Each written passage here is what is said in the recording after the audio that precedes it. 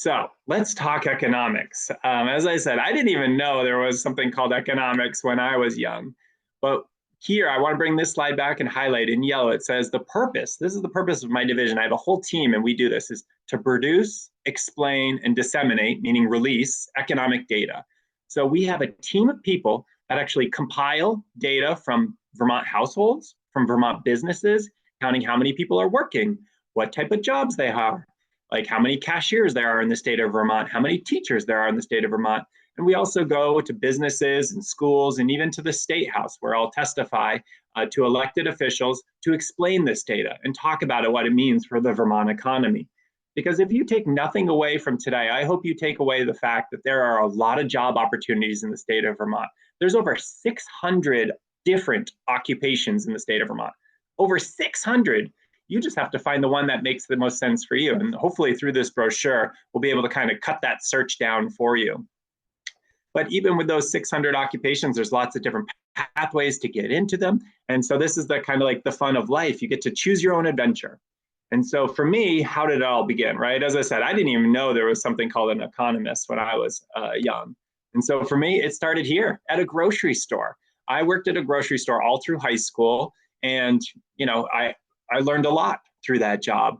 The first thing I learned is that, hey, I'm pretty good at numbers, because even people, when you work in a grocery store, you have to, at that time, know all the codes for fruit, because fruit gets sold by weight.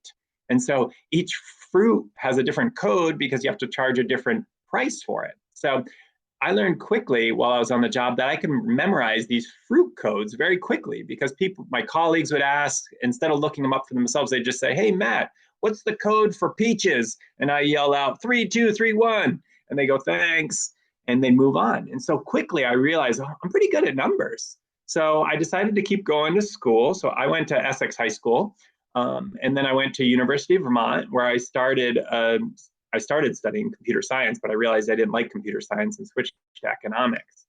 But during college, I worked in a mailroom. And there is numbers that are very important to mailrooms, which are zip codes. And so for a while, I knew like 95% of all the zip codes in the state of Vermont. I used to be pretty fun at parties, just yelling out zip codes to where people's hometown was. I'm not as good as that anymore. I think Bethel, I saw is in the chat, is like 05032. Tunbridge might be 05077. Those are just wild guesses. This was 20 years ago, so you got to give me a break.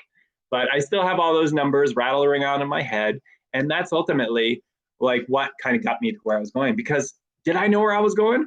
No, I did not.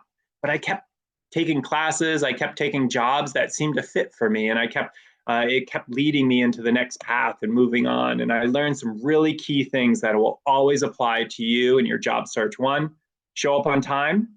2, work well with others. 3, follow instructions.